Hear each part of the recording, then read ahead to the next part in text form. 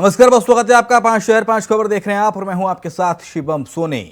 सबसे पहले बात होगी बिहार की गोपालगंज की, जहां पर हत्या हुई है। उसके बाद बात करेंगे स्वामी प्रसाद मौर्य और अखिलेश यादव के मुलाकात की। फिर आपको बताएंगे महबूबा मुफ्ती और भारत जोड़ो यात्रा के बारे में। इसके बाद बात होगी त्रिपुरा चुनाव की।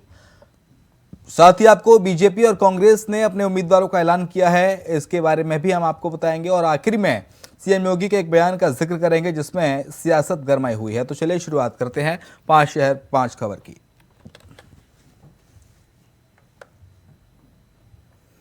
बिहार के गोपालगंज में क्रिकेट खेलने के विवाद में एक छात्र की पीट पीटकर हत्या कर दी गई। वहीं दूसरे को चाकू मारकर गंभीर रूप से घायल किया गया है।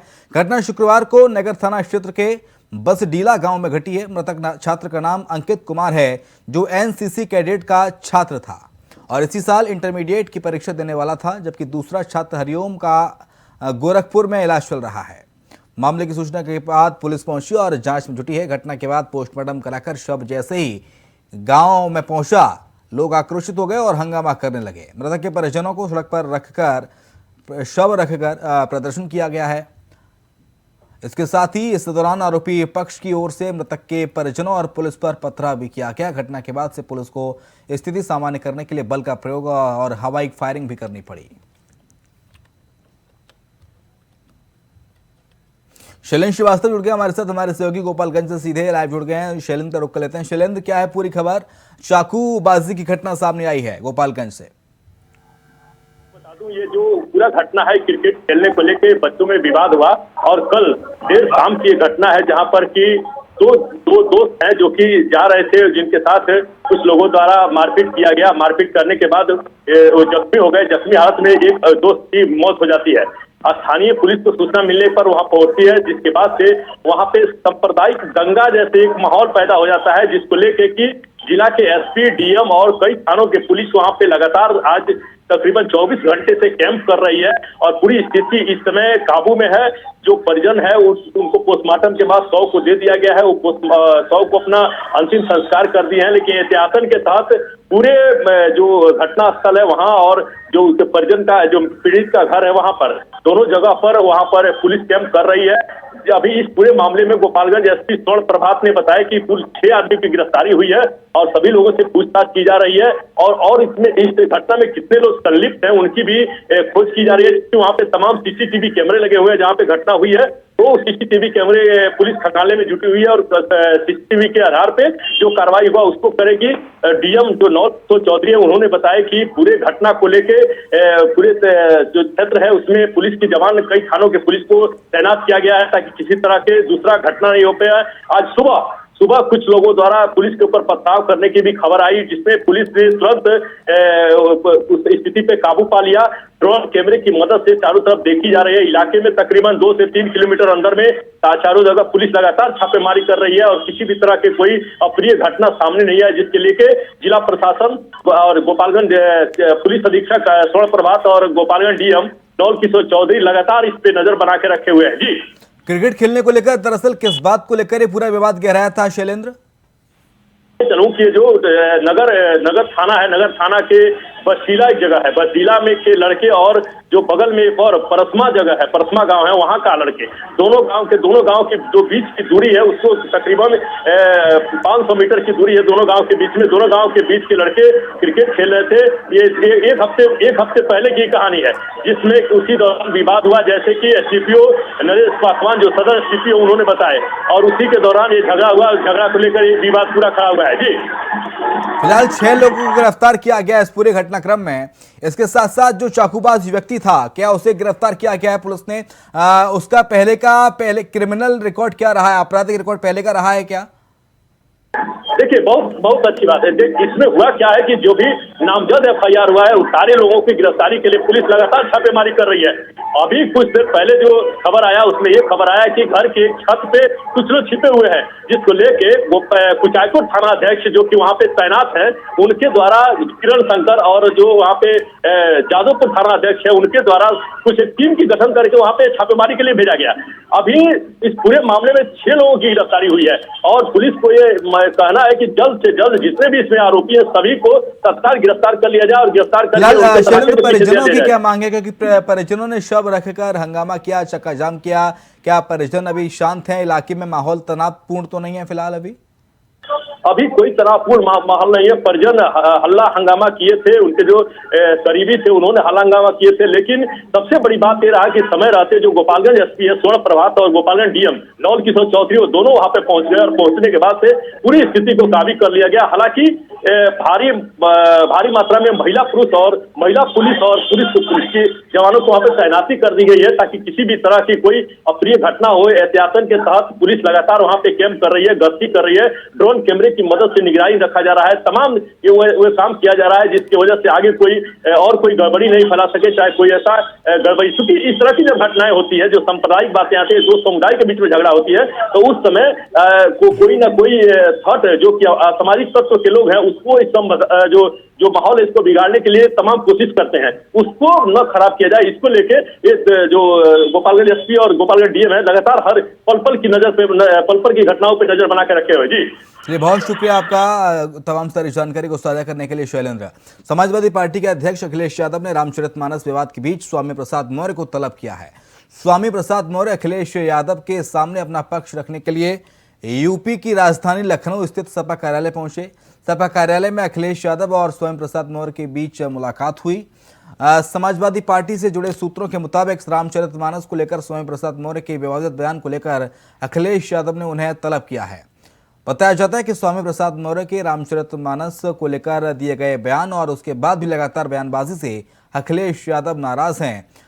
सपा ने स्वामी प्रसाद मौर्य के बयान से किनारा कर लिया था। शिवपाल यादव ने स्वामी प्रसाद मौर्य के बयान से किनारा करते हुए कहा था कि सपा राम और कृष्ण के आदर्शों पर चलने वाली पार्टी है। हालांकि पूरे विवाद पर सपा के राष्ट्रीय अध्यक्ष अखिलेश यादव ने चुप्पी साधे रखी, जिसे लेकर लगातार सवाल भी उठ रहे थे।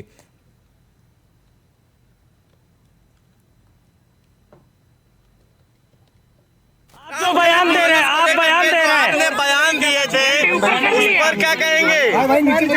उस्मान भाई सर नीचे कर लीजिए भाई। भैया आपके समर्थन में है अखिलेश यादव? अखिलेश यादव जी हमारी पार्टी के राष्ट्रीय अध्यक्ष हैं। सामने देखिए सर, उचित अवसर पर वो अपनी बात पूरी तरीके से रखेंगे। आपकी बात हुई और जिस बारे में इस समय स्वाभाविक रूप से सभी मुद्दों पर बात हुई है और अब हमारी रणनीति का दूसरा पहलू इस देश के दलितों पिछड़ों के आरक्षण को सुनिश्चित कराना, उनको वापस दिलाना, संवैधानिक अधिकार की रक्षा करना रहेगा। तो जो आप बयान दे रहे थे क्या वो पहले रणनीति का हिस्सा था? मुख्यमंत्री ने कहा है कि सनातन धर्म ही इस देश का राष्ट्रीय धर्म है। सबसे ऊपर इस सब का जवाब नेता विरोधी दल के रूप में राष्ट्रीय अध्यक्ष अखिलेश यादव जी विधानसभा में उनके सामने देंगे जिन्होंने सनातन धर्म की वकालत की। तो अखंड प्रताप शाही ज्यादा जानकारी के लिए हमारे साथ हमारे ब्यूरो चीफ इस वक्त लखनऊ से जुड़ गए हैं। अखंड, देखिए मुलाकात हुई, क्या बात हुई ये तो पता नहीं, लेकिन स्वामी प्रसाद मौर्य के तेवर बदले बदले जरूर लग रहे हैं इस बाइट में। बदलाव की बात तो जरूर समझ में आ रही है। अखिलेश यादव को जैसा बताया जा रहा था, अखिलेश यादव को तमाम लोगों ने शिकायतें की है, तमाम लोगों ने शिकायतें की है, तो उनकी पार्टी से जुड़े हुए लोग हैं, आला नेता हैं, उन्होंने भी शिकायतें की थी। और क्योंकि ये मामला अब कहीं न कहीं आगे चल के बहुत बड़ा सियासी मसला हो सकता है आने वाले वक्त में, जब चुनाव होगा और 2024 की लोकसभा चुनावों की तैयारी जो चल रही है, उस तैयारी के मद्देनजर ये समाजवादी पार्टी के लिए डेट कर सकता है। अखिलेश यादव को इस बात का डर भी है। तो सिर्फ वो तमाम मंदिरों में जाते हैं, तमाम जगहों पे वो साधु संतों को मिलने की करते हैं, और दूसरी तरफ उन्हीं की पार्टी के एक बड़े नेता जो आप कभी बीजेपी का हिस्सा थे, सरकार में भी रहे, बीजेपी सरकार में भी समाजवादी पार्टी के हिस्सा है स्वामी प्रसाद मौर्य, उनका बयान एक ऐसा आता है जो सीधे सीधे रामचरितमानस पर ही गलत टिप्पणी कर देता है या एक अभद्र टिप्पणी कर देता है। तो ऐसी स्थिति और बात में उसे डिफेंड भी करता है। तो इन सारी चीजों को लेके आपको अखिलेश यादव कहीं न कहीं खुद को कटघरे में महसूस कर रहे होंगे। तो मुमकिन है कि ये जो अकेले में बात हुई, इस बातचीत में ये बात कहीं सामने आई होगी, जिसका असर अभी दिखाई दे रहा है कि उनके बयानों में थोड़ी सी नरमी जरूर आई है स्वामी प्रसाद मौर्य के, लेकिन वो अपने बयान से न तो पलटे हैं, न ही उसके लिए माफी मांगी है। ये भी ध्यान रखने की जरूरत है। ये इन सारे इन सारी चीजों के बीच में ये तय है। जी जी जी जी, मेरी आवाज मुझे रिपीट। जो अखिलेश यादव को जिस तरीके से अखिलेश यादव ने समझाया होगा या बताया होगा मकसद को लेकर, तो वो चीज अभी दिखाई दे रही है कि हाँ, ये जो समय चल रहा है, ऐसे में आपको सियासी आप चेहरा हैं, पार्टी का चेहरा बन रहे हैं, तो ऐसे में आपको इस तरीके से बयान से बचना चाहिए। तो फिलहाल उसके आगे कोई बयान उन्होंने नहीं दिया, लेकिन उसके अपने दिए हुए बयान के लिए माफी अभी तक नहीं मांगी है और सीधे सीधे सवाल खड़ा कर दिया मुख्यमंत्री के बयान को लेकर। तो यानी मेरा कॉलर गंदा है तो तुम्हारा कॉलर कौन सा अच्छा है, ये फंडा उन्होंने अपनाने की कोशिश की है। बहरहाल ये जो मसला है, ये अभी भी गले की फांस बनी हुई है समाजवादी पार्टी के लिए। अगर इस मसले को लेकर बीजेपी जिस तरीके से तैयारी कर रही है, चाहे वो इस समय विधान परिषद के चुनाव हो या फिर आने वाले समय में उसकी तैयारी जो चल रही है लोकसभा चुनाव की, तो ऐसे में स्वामी प्रसाद मौर्य कहीं ना कहीं बीजेपी के उस हिंदुत्व के एजेंडे को हवा देने में कामयाब होंगे। और अगर ऐसा होता है तो इसका असर क्या होगा ये तो बाद में देखा जाएगा, लेकिन इसकी भरपाई करना सियासत के लिए, समाज के लिए आसान नहीं होगा जाहिर तौर पर। और जब पत्रकारों ने उनसे पूछा अखंड कि सनातन धर्म पर जो बयान आया है मुख्यमंत्री योगी आदित्यनाथ का, तो उस पर आपकी क्या प्रतिक्रिया है, तो वो बोलने से बचते हुए नजर आए। उन्होंने कहा कि इसका जवाब अखिलेश यादव देंगे विधानसभा में। जी बिल्कुल, उन्होंने अखिलेश यादव पे अब जो कि वो खुद ही बड़े मुखर हैं, बहुत ही ज़्यादा अपनी बातों को लेके बेबाकी से अपनी बात रख लेते हैं, अपने पक्ष को रख लेते हैं और किसी को अपने अपोजिशन को, अपने विपक्ष के पार्टी को पूरी तरीके से नीचे लाने के लिए वो किसी भी तरीके से तर्क गढ़ सकते हैं। अक्सर देखा जाता है उनकी जो बातचीत होती है, लेकिन इस बार उन्होंने बचने की कोशिश की। ये मुलाकात का असर कहा जा सकता है। बहुत शुक्रिया अखंड आपका तमाम सारी जानकारी को साझा करने के लिए। अगली खबर की ओर बढ़ लेते हैं। जम्मू कश्मीर में कांग्रेस की भारत जोड़ो यात्रा शनिवार को एक बार फिर से शुरू हो गई है। अवंतीपोरा से शुरू हुई इस यात्रा में महबूबा मुफ्ती भी शामिल हुई और इस दौरान राहुल गांधी के साथ कांग्रेस के कई बड़े नेता और बड़ी संख्या में कार्यकर्ता यात्रा में शामिल हुए। यात्रा पुलवामा के रास्ते पंथा चौक तक जाएगी। बताया जा रहा है कि आज इस समय प्रियंका गांधी भी शामिल हो सकती हैं। राहुल गांधी ने पुलवामा में शहीद हुए जवानों को श्रद्धांजलि भी अर्पित की है। नितिन चौधरी का रुख कर लेते हैं हमारे साथ। हमारे संवाददाता इस वक्त सीधे जुड़ गए हैं। नितिन, पूर्व मुख्यमंत्री महबूबा मुफ्ती भी आज शामिल हुई हैं भारत जोड़ो यात्रा में, फिलहाल क्या है जानकारी?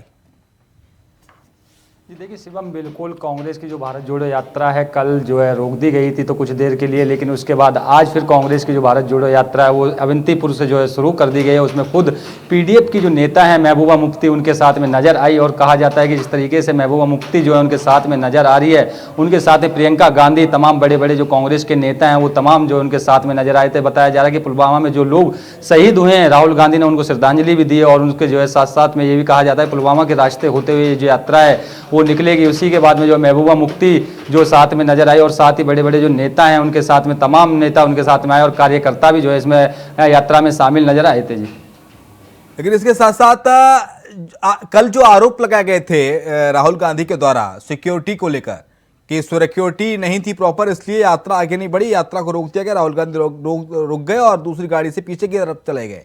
क्या आगे इस तरह का कोई सिक्योरिटी थ्रेट्स तो नजर नहीं आएगा? और विस्तार से बताएगा नितिन।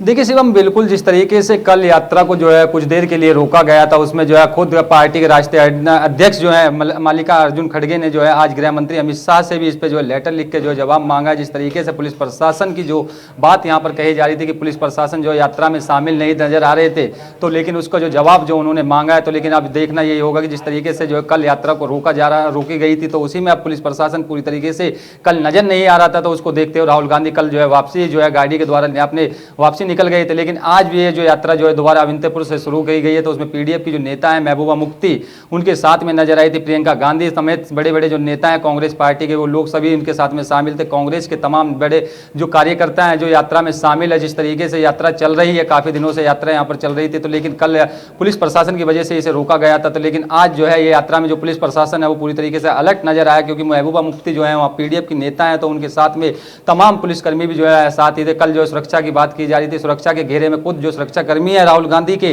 वो उनके साथ में नजर आ रहे थे। उन्होंने भी कई बार ये सवाल उठाया कि आखिरकार इतनी बड़ी जो चूक होती है, आखिरकार क्यों इस वजह की जो चूक है, किस वजह से ये चूक हो रही है। तो लेकिन कल जो है पार्टी के राष्ट्रीय अध्यक्ष ने भी इस पर जो है अमित शाह से, जो गृह मंत्री हैं, उनसे पूछा गया कि इस तरीके की जो चूक है वो किस लिए हो गई थी। तो उसमें जो लेटर लिख के कांग्रेस के राष्ट्रीय अध्यक्ष ने उनसे जवाब मांगा और कहा जा रहा है कि इस तरीके की जो चूक आगे नजर आती है, क्योंकि मैं वो जिस तरीके से भारत जोड़ो यात्रा चल रही है काफ़ी दिनों से, तो उसमें काफ़ी जगह भी जो है चूक देखने को मिली थी सुरक्षा की। लेकिन अब की बार जो है कल जम्मू में पहुंचते यात्रा पे जो है पुलिस प्रशासन पूरी तरीके से अलर्ट नजर नहीं आ रहे थे। तो उसको देखते राहुल गांधी वहां से वापसी न चल दिए थे। उसके बाद आज दोबारा यात्रा जो अवंतीपुरी से शुरू की गई है और कहा इसमें जो है पीडीएफ की नेता महबूबा मुफ्ती भी साथ में नजर आई थी। जी चलिए, बहुत शुक्रिया आपका तमाम सारी जानकारी को साझा करने के लिए। नितिन हमारे सहयोगी जुड़े हुए थे। भारतीय जनता पार्टी ने त्रिपुरा विधानसभा चुनाव के लिए उम्मीदवारों की पहली लिस्ट जारी कर दी है। पहली लिस्ट में बीजेपी ने 48 उम्मीदवारों के नामों का ऐलान किया है। राज्य के मुख्यमंत्री माणिक साहा टाउन बोडोवाली से चुनाव लड़ेंगे। ये बात है कि बड़ी बात यह है कि राज्य के पूर्व मुख्यमंत्री विप्लव देव इस बार विधानसभा चुनाव नहीं लड़ेंगे। वहीं कांग्रेस की तरफ से अपने 17 उम्मीदवारों की घोषणा की गई है। सूची का ऐलान किया गया है।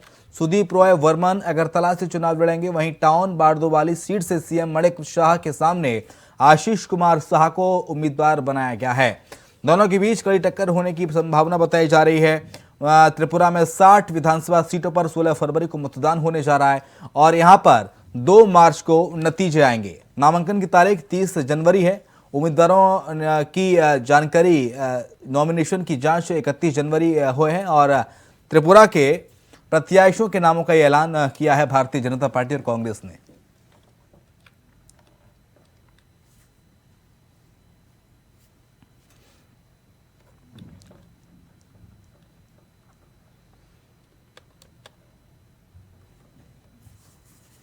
तो त्रिपुरा चुनाव के लिए प्रत्याशियों के नामों का ऐलान कर दिया है। भारतीय जनता पार्टी ने 48 और कांग्रेस ने 16 प्रत्याशियों की लिस्ट जारी की है। इसके साथ साथ जो प्रमुख चेहरे हैं उनके नामों का ऐलान भी किया गया है और कांग्रेस ने 17 उम्मीदवारों की घोषणा की है त्रिपुरा चुनाव के लिए। बता दें कि 16 फरवरी को चुनाव है और 2 मार्च को इसके नतीजे घोषित किए जाएंगे, नतीजे आएंगे।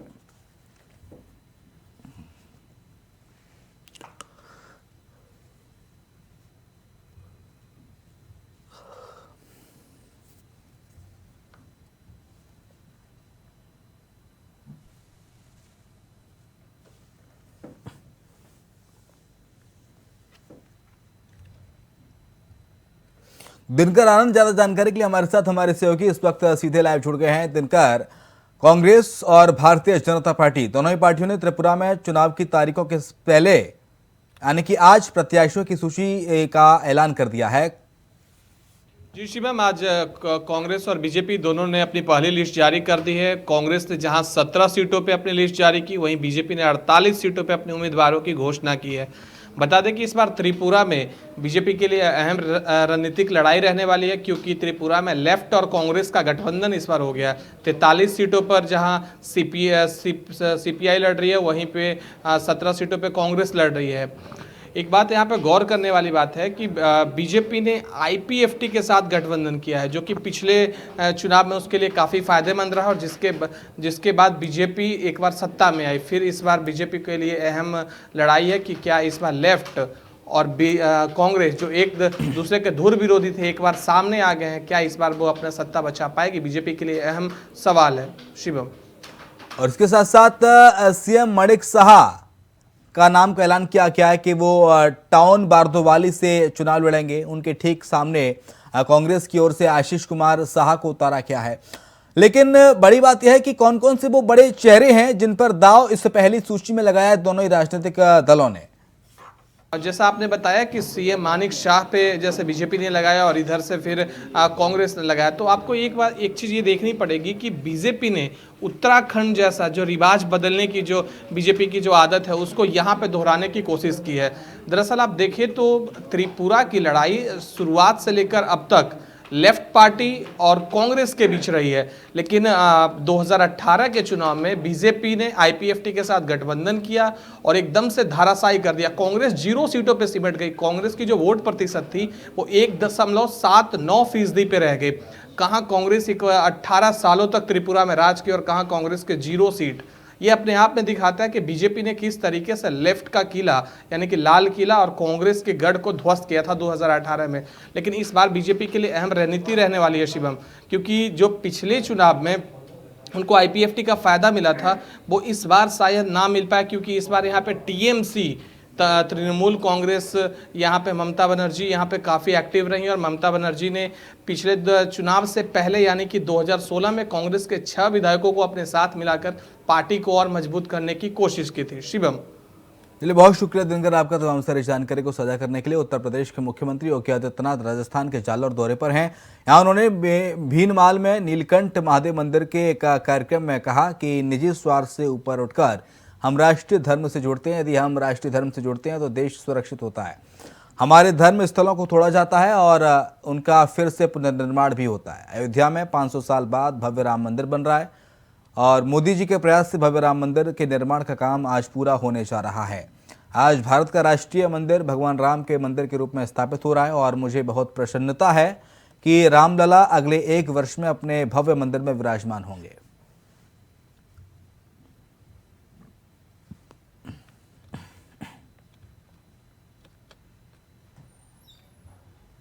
हमारा सनातन धर्म भारत का राष्ट्रीय धर्म है।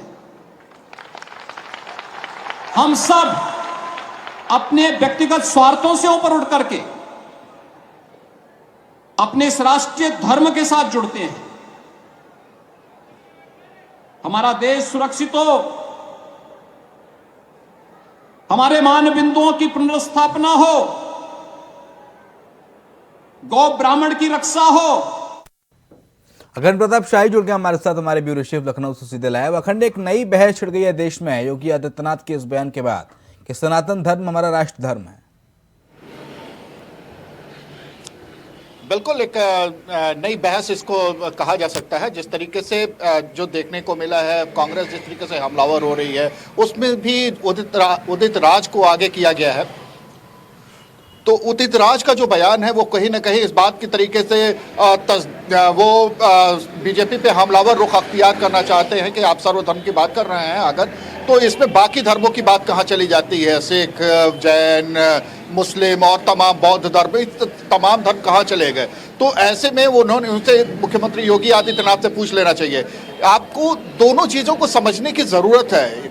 योगी ने दूसरे धर्मों का विरोध नहीं किया, उन्होंने सनातन धर्म की बात की और दोनों चीज़ें हमें एक साथ ध्यान में रखने की ज़रूरत है। जिस तरीके से बात हुई है कि योगी आदित्यनाथ सिर्फ योगी आदित्यनाथ नहीं है, वो एक मुख्यमंत्री ही नहीं है, वो एक महंत भी हैं और महंत भी ऐसे कि एक पूरी परंपरा, सनातन परंपरा की एक बागडोर संभाले रखी है उस मठ ने और उसके सिर्फ उत्तराधिकारी नहीं बल्कि महंत हैं, उसके पीठाधीश्वर हैं। तो ये दोनों ही चीज़ें, वो एक मंदिर के जीर्णोद्धार कार्यक्रम में पहुंचे हुए थे और उन्होंने ये बातें रखी कि सनातन धर्म का सम्मान होना चाहिए और ये देश का राष्ट्र धर्म है, ये देश से निकला हुआ धर्म है। तो जाहिर सी बात है इसमें बात गलत नहीं थी। हाँ, इसको लेके अब सियासत तो होनी थी जो हो रही है, अब इसको किस तरीके से कैसे अलग अलग तरीके से इंटरप्रिटेशन किया जाएगा। हर पार्टी, हर नेता ये चाहेगा कि उसकी पार्टी के मुताबिक या उसके मुताबिक वो पूरी जो एनालिसिस हो वो एनालिसिस उसके हक में जाए।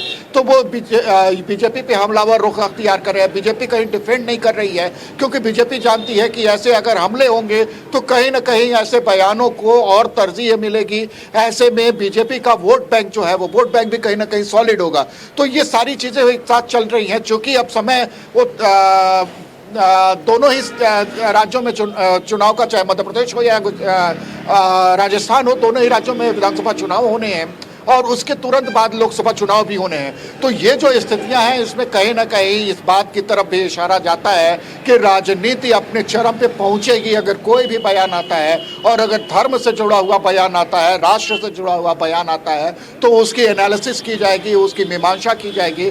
यही चीज़ यहाँ पे भी देखने को मिली थी उत्तर प्रदेश में उस बयान को लेके, जब स्वामी प्रसाद मौर्य ने अपने बयान दिया और सीधे रामचरितमानस पे हमला करने की कोशिश की और उसके बाद उसे डिफेंड भी किया। तो लेकिन आज उनके बयान में थोड़ी नरमी देखने को मिली। लेकिन इन सारी चीज़ों के बीच में ये सब कुछ इसलिए हो रहा है क्योंकि राजनीति बिल्कुल अहम हो गई है देश में और राजनीति अहम है तो उस ऐसे समय पे और ज़्यादा अहमियत उसकी बढ़ जाती है जब चुनाव करीब होते हैं। तो बहरहाल ये जो मसला अब उठाया जा रहा है, निश्चित तौर पर इसमें इसके और ज़्यादा गर्म होने की उम्मीद बढ़ जा रही है। अब देखना यह है कि ये क्या क्या क्या रुख अख्तियार करती है। शिवम, अखंड अन्य जो दल हैं समाजवादी पार्टी और कांग्रेस, वो ये कह रही है कि मुख्यमंत्री योगी आदित्यनाथ को एक मुख्यमंत्री होने के नाते इस तरह का बयान शोभा नहीं देता। मुख्यमंत्री को तो सभी धर्म को साथ लेकर चलने की बात कहनी चाहिए, तो वे सनातन ही क्यों? ये सवाल लगातार विपक्ष उठा रहा है। देखिए, इसमें एक चीज और ध्यान रखने की जरूरत है कि ये जो अगर आरोप लग रहे हैं तो सीएम योगी पे आरोप लग रहे हैं कि मुख्यमंत्री के पीठाधीश्वर योगी आदित्यनाथ पे आरोप लग रहे हैं। ये दोनों ही चीजें बिल्कुल अलग कर देते हैं लोग। ये दोनों ही चीजों को अगर जोड़ के बात करेंगे तो योगी के पुराने बयानों को भी देख लीजिए।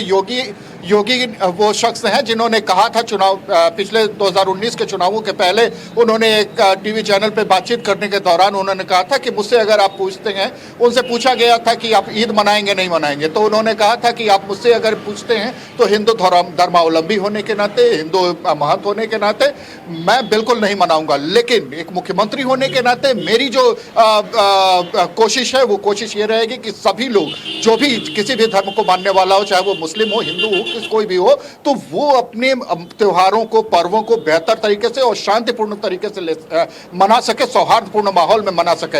ये सौहार्दपूर्ण माहौल देना हमारी जिम्मेदारी है। तो उस तरीके से उन्होंने बचने की कोशिश की थी, लेकिन अपने बयान से वो बैकफुट पे नहीं आए थे, उससे बचाने की कोशिश नहीं की थी अपने आप को। ये बिल्कुल उस तरीके से, तो वो जो मुख्यमंत्री योगी आदित्यनाथ का जो तेवर है, वो तेवर ये कहता है साझा करने के लिए। और इसके साथ हमारी इस खास पेशकश 5 शहर 5 खबर में इतना ही। खबरें लगातार जारी हैं।